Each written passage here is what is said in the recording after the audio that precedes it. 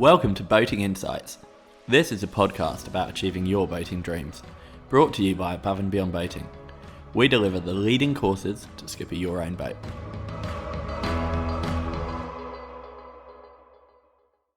So I'm Neil Driscoll and welcome back. Today's podcast is going to be coming to you with a boating insight about an upskilling pop quiz. Now, what this is for is what I find is often when you first learn a man overboard procedure or how some safety equipment works, or maybe you've done some structured training with me or someone like me, then you have to account, as well as skill fade, there's an almost, I'm making a term up here, but like an enthusiasm fade or complacency, where after a year or 2 years, the knowledge that you had when you used to do a safety brief when people first got on board, or checks for yourself, it's very easy to kind of slide into, we always used to do that, but now we're all really good and experienced. We've kind of stopped.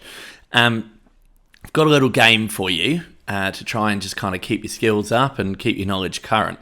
So what I want you to do with whoever you normally go boating with, be it if you're a couple or some mates, or you go out on your own and you invite different people, but I want to do something where you do a quick pop quiz to try and keep it relevant, but to just check something with people to see what they've remembered. Now, ideally I only want 3 questions, and the reason is otherwise this goes on forever and it can turn from a pop quiz to an interrogation. But as an example, let's say there's 2 of you go on a boat, you're a couple, you own the boat together. You might get on and, say, what channel do we call for help on? Or where's the first aid kit? Or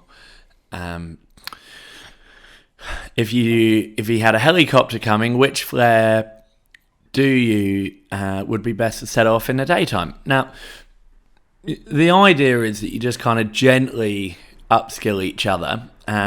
Remembering that ideally, like all games, this should be fun. There's a huge amount of proven data now that people learn best when it's fun and it's engaging, and that's why games are finding their way into so much of education. So if you can do this without turning it into just trying to trick someone or making them feel silly that they don't know something, then that's great. So if you know that someone doesn't know anything about a specific system on the boat, like the engine or the sails, don't just pick something that's going to make them feel silly. Try and find a way that it's it's engaging. Keep it simple, make it achievable.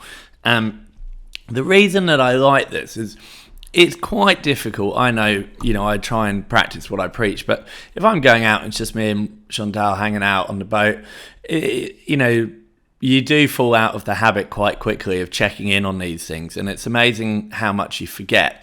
And what's good with this is, I know they often say, you never ask a question that you don't know the answer to, but I think with this, it can encourage the other way, where, we might ask each other, you might say something like, how does this work? And you don't know how it works, and so you're also doing it for yourself to get a bit of revision. I would encourage you, though, to also be checking. So, for example, use the flare example. If you've asked which of these would be best, just take a minute to actually read what it says on the different flares that you're carrying, and make sure that you've not just guessed and made an assumption and got it wrong, which is incredibly easy to do. I often, I'll watch something kind of move through the ranks to a boat where one person's guessed and they've told someone else and they've told someone else, and by the 4th person it's a fact. So the game here is that you jump on board and you say 3 things. Okay, what do we do if I fall overboard? Or if there was a fire, where do we muster? I mean, you've got to pick it to your audience, but it's a nice way, if you have done a brief in the past, of just gently reminding people about information. Make sure that it comes back to you as well. So, and this is a good thing about it, it's not a one-way street. So people should be asking you as the skipper, And just be careful if you, as the skipper, that it doesn't turn into a rant about this long, someone asks you something simple like, which bit of man overboard equipment do I throw first? And suddenly they find that you're on a 20-minute spiel about every man overboard story you've ever read and heard about. Just try and keep it relevant, keep it brief, and only answer the question. And most importantly, keep it fun. Now, thanks very much for listening, and I hope this is helpful. Cheers.